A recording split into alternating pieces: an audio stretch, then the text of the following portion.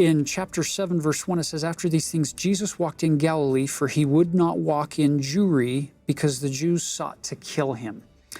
The implication is he's not walking openly down in Judea, down in Jerusalem. Now, the Jews' Feast of Tabernacles was at hand.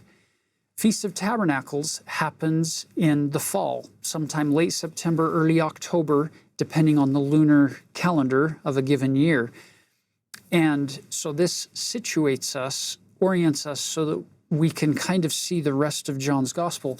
We're about 6 months away, give or take, from the Feast of Passover, where Jesus is going to be crucified.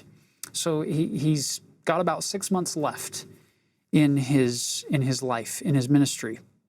So in the context, this is the Feast of Tabernacles, and this is to remind the people their forefathers had been saved by God from Egyptian bondage and were brought out in the wilderness, and there they lived in these temporary booths. And that is where they encountered God, was out in the wilderness. So we see themes here of God finding his people or bringing them into the wilderness to save them. So think about this context as we read this next chapter. If we skip down to verse 38, he says, "He that believeth on me, as the scripture hath said, out of his belly shall flow rivers of living water," this moving water. Now, let's tie some things in.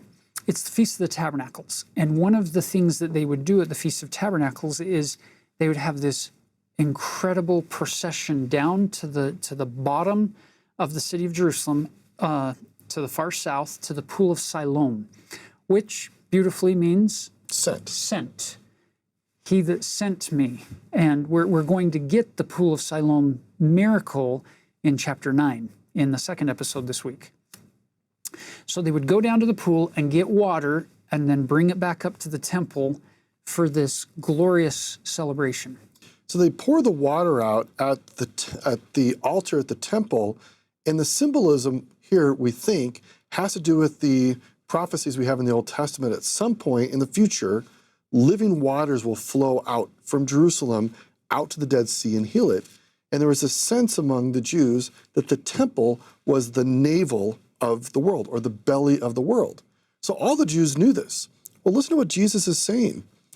Back in verse 37, "In the last day, that great day of the feast, Jesus stood and cried, saying, If any man thirst, let him come to me and drink."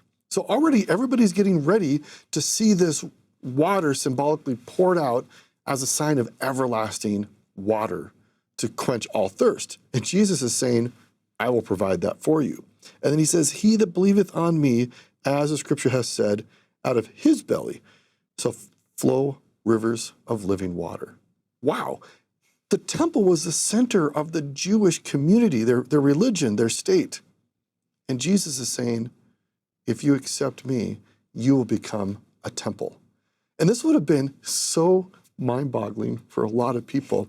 Some people would have gotten it and said, we have now seen the truth. And others would have been deeply angry that Jesus was, in their minds, trampling on their traditions and their symbols. Which you've beautifully just summarized. Look at verse 40 through 43. It says, "Many of the people, therefore, when they heard this saying, said, Of a truth, this is the prophet.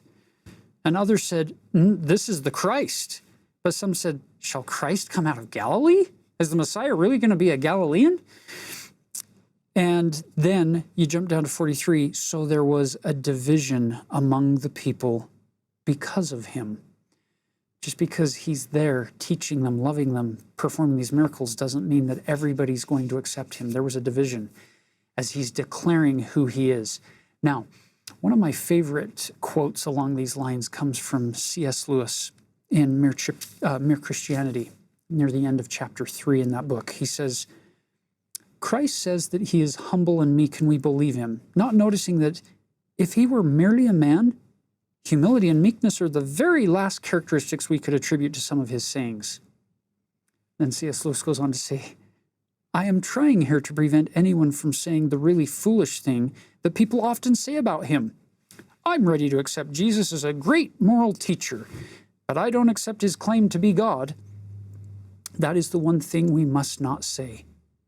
A man who was merely a man and said the sort of things Jesus said, would not be a great moral teacher.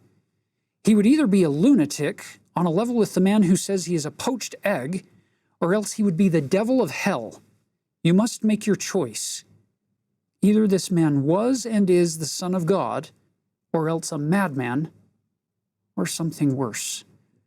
You can shut him up for a fool, you can spit at him and kill him as a demon, or you can fall at his feet and call him Lord and God. But let us not come with any patronizing nonsense about his being a great human teacher.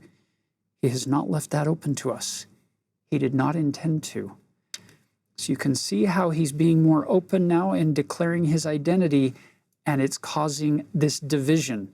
Some are calling him crazy, some are calling him the Christ, and others are seeking his destruction.